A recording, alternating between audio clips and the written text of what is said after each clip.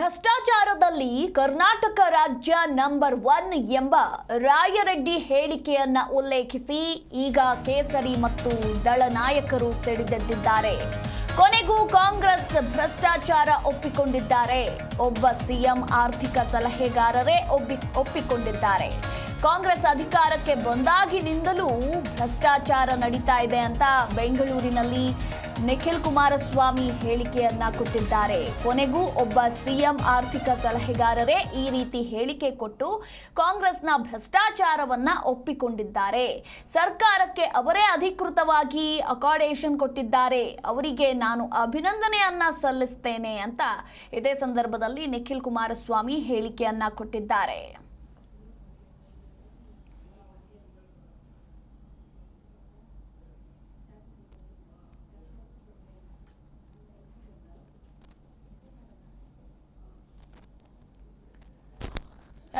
ಕೊನೆಗೂ ಒಬ್ಬ ಸಿಎಂ ಆರ್ಥಿಕ ಸಲಹೆಗಾರರೇ ಈ ರೀತಿ ಹೇಳಿಕೆಯನ್ನ ಕೊಟ್ಟು ಕಾಂಗ್ರೆಸ್ನ ಭ್ರಷ್ಟಾಚಾರವನ್ನ ಒಪ್ಪಿಕೊಂಡಿದ್ದಾರೆ.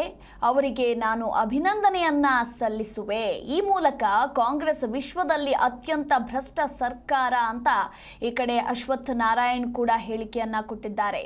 ರಾಜ್ಯ ಸರ್ಕಾರ ಆಡಳಿತಕ್ಕೆ ಬಂದಾಗಿನಿಂದ ನಿರಂತರವಾಗಿ ಯಾವುದಾದ್ರೂ ರೀತಿಯಲ್ಲಿ ಜನರ ಮೇಲೆ ಬೆಲೆ ಏರಿಕೆಯ ಬರೆ ಹಾಕ್ತಾ ಇದೆ.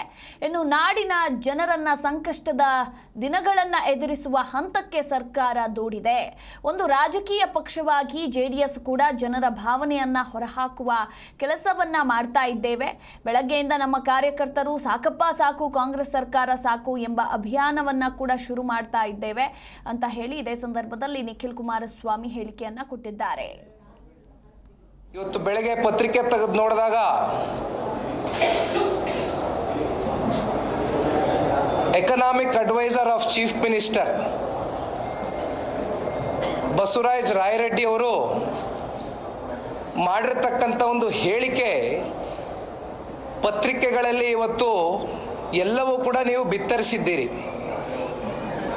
ನಾನು ಬಸವರಾಜ ರಾಯರೆಡ್ಡಿ ಸಾಹೇಬರಿಗೆ ಈ ಸಂದರ್ಭದಲ್ಲಿ ಹೃದಯಪೂರ್ವಕವಾದಂಥ ಅಭಿನಂದನೆಗಳು, ಧನ್ಯವಾದಗಳನ್ನ ಸಲ್ಲಿಸಲಿಕ್ಕೆ ಇಷ್ಟಪಡ್ತೇನೆ. ಕಾರಣ, ಇಷ್ಟು ಮುಕ್ತವಾಗಿ ಆಡಳಿತ ಪಕ್ಷದಲ್ಲಿ ಇರ್ತಕ್ಕಂಥ ಶಾಸಕರು, ಅದರಲ್ಲೂ ಎಕನಾಮಿಕ್ ಅಡ್ವೈಸರ್ ಆಫ್ ಮುಖ್ಯಮಂತ್ರಿಗಳು ಅತ್ಯಂತ ಮುಕ್ತವಾಗಿ ಇವತ್ತು ಭ್ರಷ್ಟಾಚಾರದ ಬಗ್ಗೆ ಕರ್ನಾಟಕ ರಾಜ್ಯ ನಂಬರ್ 1 ಸ್ಥಾನಕ್ಕೆ ತಲುಪಿದೆ ಅಂತಕ್ಕಂಥದ್ರ ಬಗ್ಗೆ ಅತ್ಯಂತ ಸ್ಪಷ್ಟವಾಗಿ ಅವರೇ ಹೇಳಿಕೆಯನ್ನು ಕೊಟ್ಟಿರ್ತಕ್ಕಂಥದ್ದು ಪತ್ರಿಕೆಗಳಲ್ಲಿ ತಾವೆಲ್ಲ ಬರೆದಿದ್ದೀರಿ, ಬೆಳಗ್ಗೆ ನಾವು ಓದಿದ್ದೇವೆ. ಈ ಹಿಂದೆಯೂ ಕೂಡ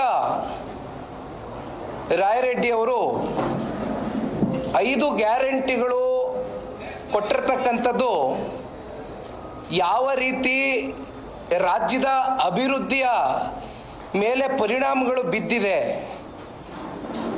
ಅನುದಾನಗಳನ್ನ ಕೊಡಲಿಕ್ಕೆ ಸರ್ಕಾರದ ಕೈಯಲ್ಲಿ ಇವತ್ತು ಆಗ್ತಾ ಇಲ್ಲ, ಅಭಿವೃದ್ಧಿ ಕುಂಠಿತಗೊಂಡಿದೆ 5 ಗ್ಯಾರಂಟಿಗಳು ಘೋಷಣೆ ಕೊಟ್ಟಿರ್ತಕ್ಕಂಥ ಹಿನ್ನೆಲೆಯಲ್ಲಿ ಅಂತಕ್ಕಂಥದ್ರ ಬಗ್ಗೆ ಕೂಡ ಈ ಹಿಂದೆ ಬಸವರಾಜ ರಾಯರೆಡ್ಡಿ ಅವರೇ ಚರ್ಚೆಯನ್ನು ಮಾಡಿದರು. ಅದು ಕೂಡ ನಾನು ಈ ಸಂದರ್ಭದಲ್ಲಿ ನೆನೆಸ್ಕೊಳ್ಬೇಕಾಗ್ತದೆ.